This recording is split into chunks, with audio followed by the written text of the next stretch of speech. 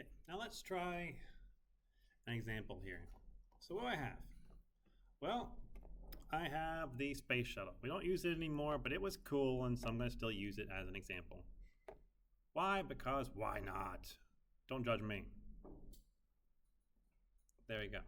Beautiful space shuttle reentry. It's going fast. And what's the Mach number going to be? Let's see here. I'm going to give you the Mach number, actually. No, we're going to do the whole thing from the beginning. So we'll say that the velocity is equal to 6.61 kilometers per second. The density of the air at this altitude would be equal to 1.075, that's density infinity, times 10 to the negative fourth kilograms per meter cubed. Okay. And alpha in this case is 42 degrees. Sorry, not 42, my bad. 40.2. 40.2. There we go. That works.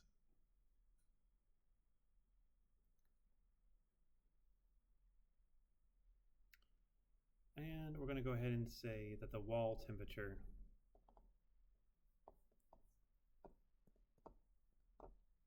is equal to 1,110 Kelvin.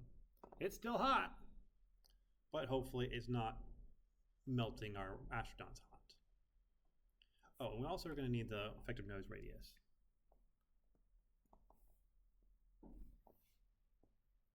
And so that's going to be R is equal to 1.29 meters. Okay. So I didn't go into the full derivation of this, but it's just above this. You can take in your textbook on blunt bodies. But we can get that is that our heat transfer weight at some particular point in the wall is going to be equal to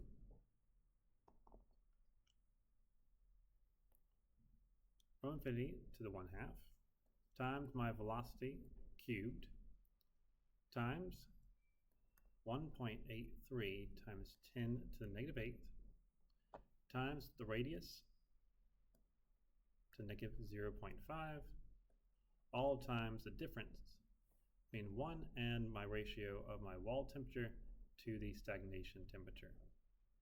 Okay. And we're going to make some similar approximations as last time. So we're going to say, well, our stagnation temperature is pretty much equal to V infinity squared over 2. So that would be 6,610 squared over 2, which is equal to 2.185 times 10. That's a 0. My bad.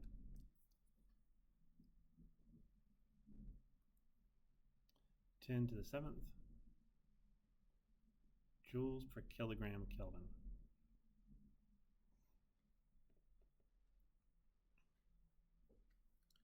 Now, HW is equal to 1,110 Kelvin, but that's actually still small temperatures. So we're going to say that's still air.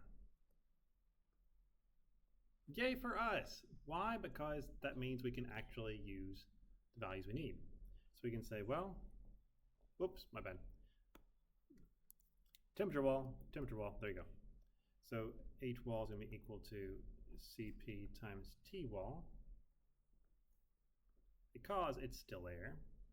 And so that'd be equal to 1004.5, that's Cp for air. That's joules per kilogram Kelvin times the temperature, which is 1,110 Kelvin, which comes out to be 1.115 times 10 to the 6 joules per kilogram Kelvin.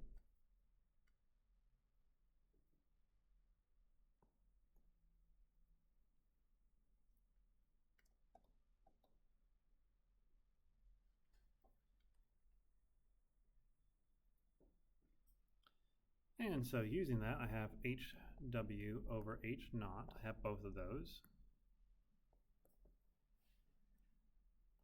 That's going to be equal to 0.051.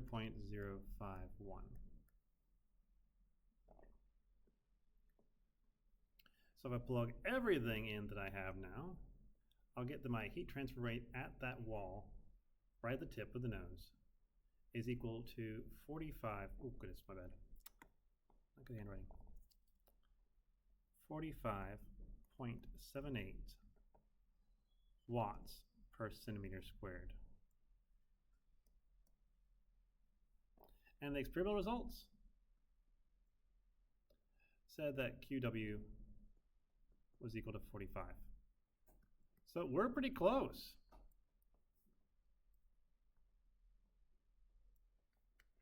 Pretty nice.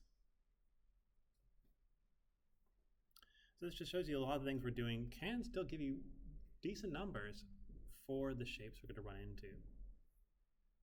Okay, so that's it for this chapter, and I hope you learned something. Have a good one.